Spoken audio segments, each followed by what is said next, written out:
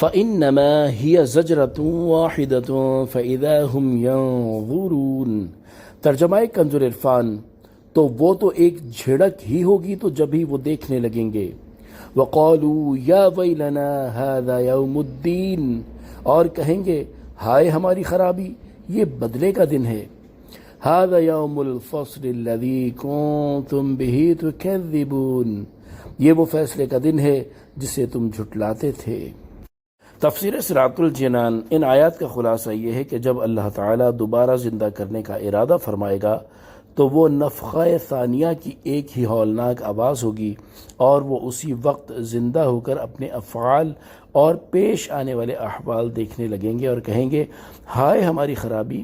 فرشتے ان سے کہیں گے کہ یہ انصاف کا دن ہے، یہ حساب و جزا کا دن ہے، اور یہ وہ فیصلے کا دن ہے جسے تم دنیا میں جھٹلاتے تھے۔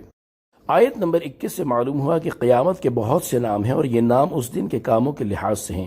ان میں سے قرآن پاک میں ذکر کردہ کچھ نام یہاں مذکور ہیں۔ نمبر 1، قیامت کا دن قریب ہے کیونکہ ہر وہ چیز جس کا آنا یقینی ہے وہ قریب ہے، اس اعتبار سے اسے یوم الآزفہ یعنی قریب آنے والا دن کہتے ہیں۔ نمبر 2، دنیا میں قیامت کے عذاب کی وعید سنائی گئی ہے، اس اعتبار سے اسے یوم الوعید یعنی عذاب کی وعید کا دن کہتے ہیں۔ نمبر 3، اس دن اللہ تعالیٰ سب کو دوبارہ زندہ فرمائے گا، اس لیے وہ یوم البعث یعنی مرنے کے بعد زندہ ہونے کا دن ہے۔ نمبر 4، اس دن لوگ اپنی قبروں سے نکلیں گے، اس لیے وہ یوم الخروج یعنی نکلنے کا دن ہے۔ نمبر 5، اس دن اللہ تعالیٰ سب لوگوں کو حشر کے میدان میں جمع فرمائے گا، اس لیے وہ یوم الجمع اور یوم الحشر یعنی جمع ہونے اور اکٹھا ہونے کا دن ہے۔ نمبر 6، اس دن تمام مخلوق حاضر ہوگی، اس لیے وہ یوم مشہود یعنی حاضری کا دن ہے۔ نمبر 7، اس دن تمام مخلوق کے اعمال کا حساب ہوگا، اس لیے وہ یوم الحساب یعنی حساب کا دن ہے۔ نمبر 8، اس دن بدلہ دیا جائے گا اور انصاف کیا جائے گا، لہذا وہ یوم الدین یعنی بدلے اور انصاف کا دن ہے۔ نمبر 9، دہشت حساب اور جزا کے اعتبار سے وہ بڑا دن ہے، اس لیے اسے یوم عظیم یعنی بڑا دن کہتے ہیں۔ نمبر 10، اس دن لوگوں کا فیصلہ یا ان میں فیصلہ اور جدائی ہو جائے گی، اس لیے وہ یوم الفصل یعنی فیصلے یا فاصلے کا دن ہے۔ نمبر 11، قیامت کے دن چونکہ کفار کے لیے اصلاً کوئی بھلائی نہ ہوگی، اس اعتبار سے اسے یوم عقیم یعنی بانجھ دن کہتے ہیں۔ نمبر 12، برے حساب اور عذاب کے اعتبار سے وہ دن کافروں پر بہت سخت ہوگا، اس لیے اسے یوم عسیر یعنی بڑا سخت دن کہتے ہیں۔ نمبر 13، اس دن مجرم عذاب میں گھیر لیے جائیں گے، اس لیے وہ یوم محیط یعنی گھیر لینے والا دن ہے۔ نمبر 14، اس دن کفار و مشرکین کو دردناک عذاب ہوگا، اس اعتبار سے اسے یوم علیم یعنی دردناک دن کہتے ہیں۔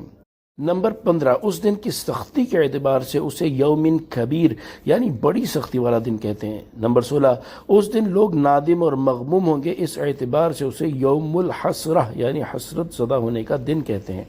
نمبر 17، قیامت کے دن روحیں اور اجسام ملیں گے، زمین والے اور آسمان والے ملیں گے، غیر خدا کی عبادت کرنے والے اور ان کے معبود ملیں گے، عمل کرنے والے اور اعمال ملیں گے، پہلے اور آخری لوگ ملیں گے، ظالم اور مظلوم ملیں گے، اور جہنمی عذاب دینے والے فرشتوں کے ساتھ ملیں گے، اس اعتبار سے اسے یوم الطلاق یعنی ملنے کا دن کہتے ہیں۔ نمبر 18، قیامت کے دن مختلف اعتبارات سے جنتیوں کی جیت اور کفار کی شکست ظاہر ہو جائے گی، اس لیے اسے یوم التغابن یعنی ہار ظاہر ہونے کا دن کہتے ہیں۔ ان کے علاوہ قیامت کے اور نام بھی قرآن مجید میں مذکور ہیں۔ صلو علی الحبیب صلی اللہ تعالی علی محمد صلی اللہ تعالی علیہ وآلہ وسلم۔